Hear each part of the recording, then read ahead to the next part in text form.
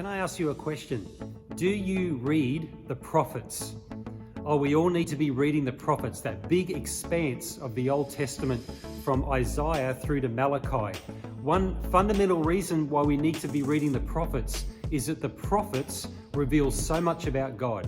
If we want to see some of the great attributes of God, like His sovereign control of circumstances, the love of God, the undying covenant love of God, also the justice of God and God's righteous retribution, there are so many aspects of God's attributes and character that we see by reading the prophets.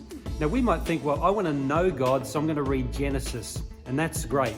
Or I want to know God, so I'm going to read the book of John, where God is manifest in the flesh. That's absolutely awesome. But don't forget the prophets. We cannot afford to be neglecting this big section of the Old Testament. We need to be reading Jeremiah. We need to be reading Ezekiel.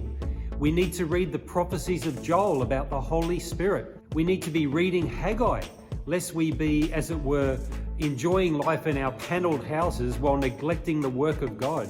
We need to read Malachi and that very forthright challenge there about making sure if we're bringing God an offering, we give Him the very best. So there are so many things. We need to be reading Obadiah. We need to read Habakkuk, and we need to keep reading the book of Jonah.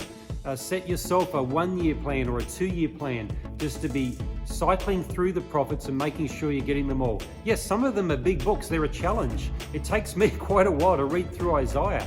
It takes a long time to be reading through Jeremiah and Ezekiel, these big 3 prophetic books. But it's a worthwhile discipline, and there is much to gain. Do we want to know God? Do we want to know His Son? Oh, there's a lot to gain from reading the prophets.